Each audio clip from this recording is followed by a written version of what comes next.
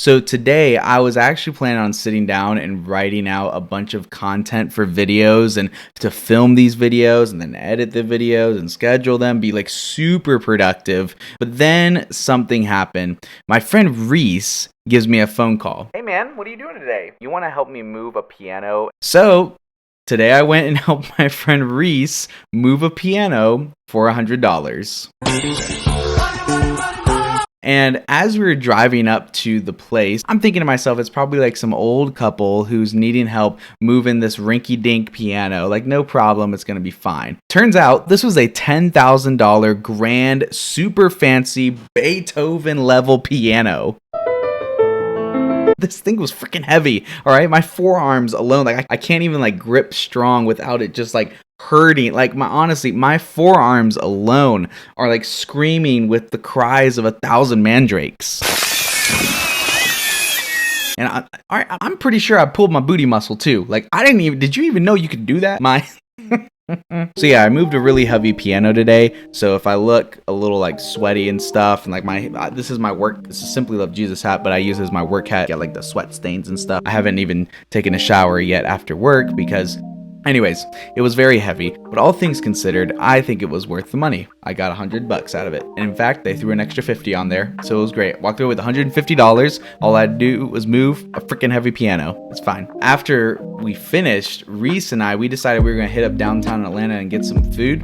And so while we ate dinner, I actually chose not to pull out my phone. I chose not to pull out my phone the entire time. Instead, I just wanted to like sit and chat and just like be present. I asked Reese how he was doing. I had asked how life was going. I mean, it was simple, but it was a really good time. It also didn't hurt that the weather was great. So being present is something that I have struggled with my entire life. My body may be in the room, but my mind is off somewhere else. It's usually dreaming about the future or it's dwelling on the past, but Never in the moment.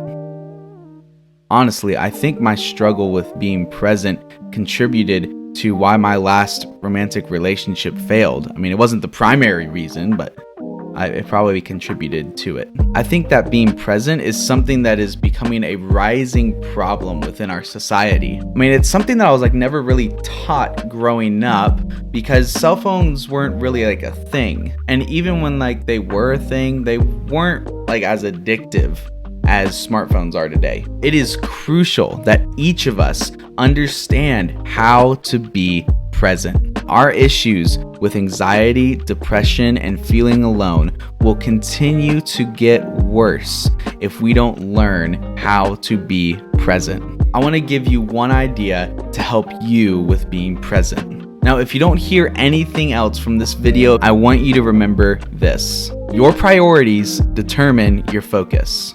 Your priorities determine your focus. Whatever you prioritize, whatever your heart considers important, this is where your mind will be present. If you're wanting to be present with your friends, but your mind is still dwelling on your ex, that's because you still see your ex as a priority.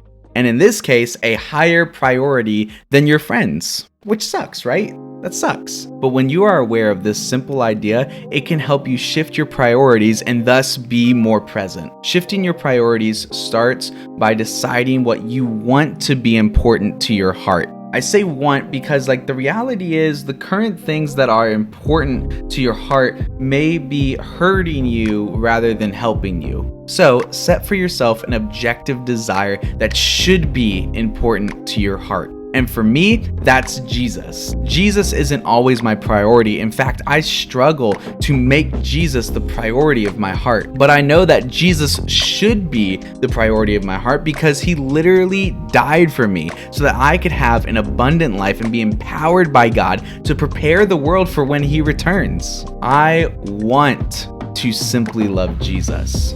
But this is why I say that the first step to simply loving Jesus is understanding that Jesus simply loves you. Your priorities determine your focus. Jesus models this so well. In Luke 15:6, it says that Jesus often withdrew to the wilderness to pray. Why did he do this often? Because Jesus' relationship with his Father was a priority. His time with his Father gave him focus. It gave him the strength to spend time with the excluded and the outcasted. Now, the scriptures say that later, Levi invited Jesus and his disciples to his home as dinner guests, along with many tax collectors and other disreputable sinners. Why was Jesus spending time with tax collectors and other disreputable sinners? Honestly, I love that it says disreputable sinners. There's just something about that phrasing that I think really captures the heart of Jesus and the people he spent time with, and really gives a good example for the people we should spend time with. But anyways, getting off topic. He did this because people were one of Jesus's priorities. People should be a primary priority in your life. And remember, your priorities determine your focus. If you want to be more disciplined at being present, you need to set what your priorities are. So,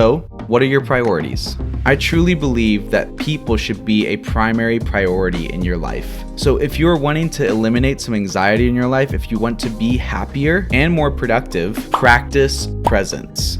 Practice presence. Be present with the people around you. Text a friend and ask them to hang out. But before you hang out, let them know that you want both of you to not be on your phones the whole time you're hanging out together. Now, if this sounds a little awkward, consider sending them this video and sending them a text and say something along the lines of, hey, before we hang out, watch this video and let me know what you think. And then after they watch it, say something like, cool, I want to put this to practice. Let's try and not use our phones when we hang out today. If you want to watch YouTube videos together, consider just sharing a laptop instead. Take some time and be like Jesus. Get alone and pray. Don't put a timer on. Just sit there and just focus on your breathing. Focus on the why. Focus on why you're there, to connect with Jesus, to talk to him. Just focus on what's on, clearing your mind and clearing your thoughts. Just be in the silence and be with God. Spend time in the scriptures, read, reflect. The more you put presence to practice, the more you are going to get better at being focused in the moment and rejecting the imaginations and temptations of things that make your mind dwell on things that just won't help you. Focus on God by choosing to simply love Jesus. Decide that he is important to your heart, that he should be your priority, because your priorities determine your focus.